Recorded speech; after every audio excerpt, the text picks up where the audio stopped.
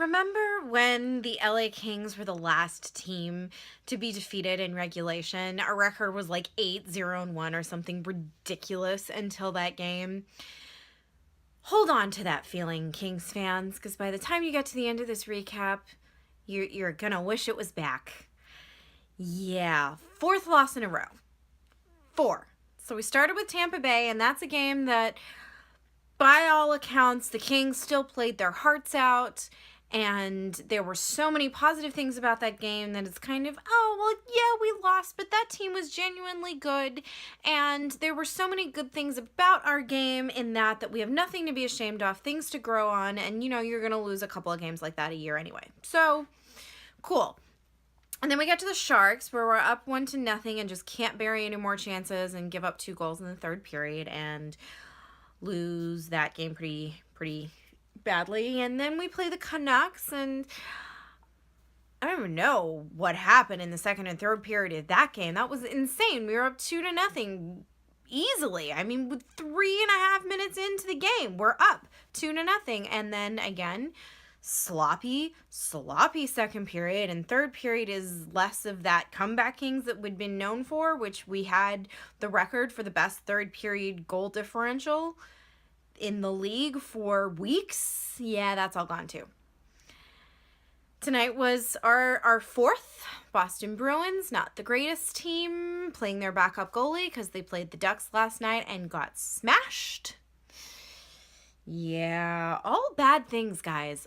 All bad things. The Kings were sloppy. Granted, Boston has a good forecheck, but they made the Kings look like amateurs on it. The Kings could not get a clean break out of their zone for the life of them. It was incredibly disappointing to see that beautiful chemistry that the Kings had just completely go by the wayside. It was not the same team that we were watching the first couple of weeks. It was incredibly depressing, actually, to watch. So the first period starts, and Andrei Kopitar loses his stick, and one of the Bruins literally kicks it away from him as he's picking it up off the ice. And we're like, that's not interference? That's a thing that people are allowed to do? Okay, sure, cool, we'll go with that. And that kind of set the tone for the game, honestly. It just went from there. The first period had its moments of great play and chemistry and actually gaining the zone cleanly and getting a cycle going, and mostly that was the top 2 lines. Kopitar, Iafolo, and Brown had their usual brilliant moments. Their lines work. That line works incredibly well. They worked so hard tonight.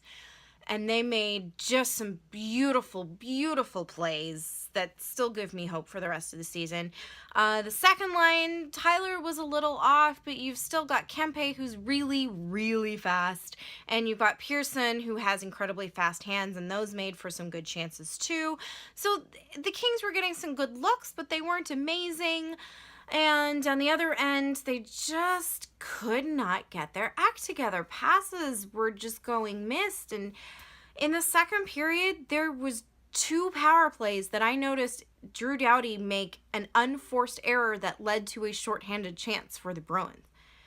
Doughty was just off. I'm not used to seeing Doughty make 1 unforced error, let alone 2 or 3 on the power play. It was incredibly disheartening to see. So yeah, just not the slickest play. With about 4 minutes left in the first period, we give up our first goal because nobody bothers to cover McAvoy. Just none. Forward's doing his job covering his man, and McAvoy's just there, dekes around quick, and pretty easy shot, it looked like. Glove side there, right over and into the back of the net, and then we had a power play to end the first period, but the most notable thing that happened on said power play was that there was a Bruins player coming around from behind the net. Also, quick should never stick handle. That's just a thing that should always be true. Clips Quickie's skate, and Quickie falls over pretty hard. And no call on that either. that's apparently a thing that you can also do now, is trip our goaltender. In one moment that shouldn't have been as funny as it was, Andreoff gets shoved from behind and he just falls flat on his face, and I spent the entire game waiting for him to retaliate because it's Andreoff and fighting is what he does. That didn't lead to the power play, but it was pretty close after that. But again, nothing really going for the Kings power play, and they had 2 or 3 in the second period in a row, and oh, thank God Drew Doughty did a good thing on one of them. Seriously, it was a relief. So the assist comes from our new guy, Jokinen, who we just got from Calamari. No, that's what I want to call him. His name's Camilleri. And I want to call him Calamari. Yes, so we got him, I guess, to improve our offense, and that seemed to work pretty well because he gets the thing from Kopitar, he feeds it to Drew, and slap! That one-timer that doesn't hit the net all of the time, but when it does, it's a great shot, and he looked so happy. I love watching Drew Doughty celebrate. His whole energy is in it. It kind of revitalized the team a little bit. That is also Kopitar's 10th game in which he has scored a point. That is the longest streak for the LA Kings since Dustin Brownhand won February 26th through March 15th in 2012. It is the longest active point streak in the NHL, and he's third place for number of points in that time span. So Andrei Kopitar making things happen.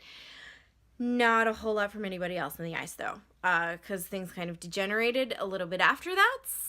We had a power play that I couldn't tell was a power play at all.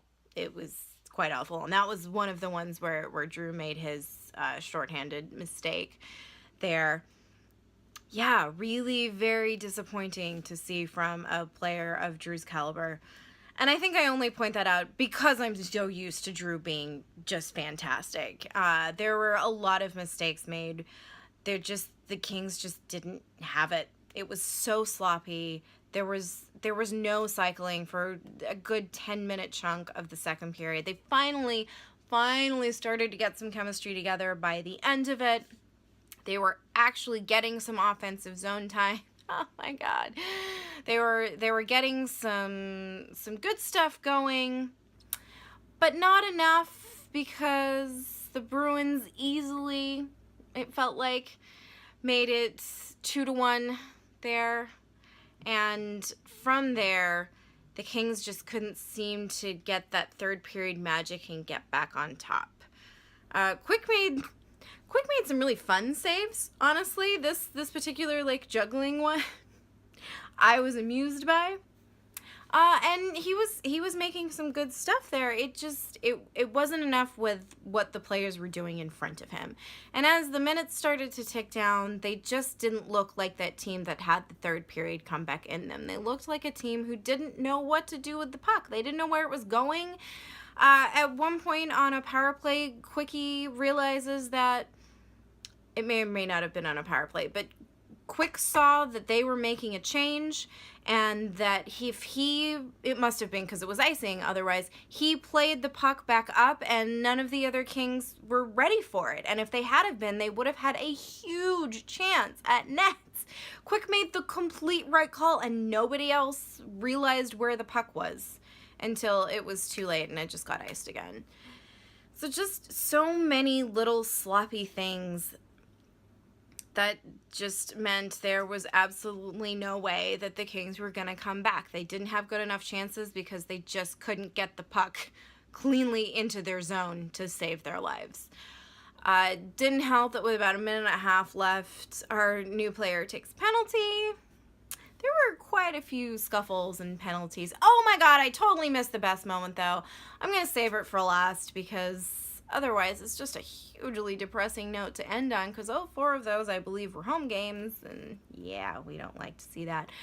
So I'm going to leave you with possibly the greatest hit this season. This is Fallen, and it's then created so much of a scuffle that Kopitar actually had to come in and pull Bergeron off Fallen. This hit is completely legal.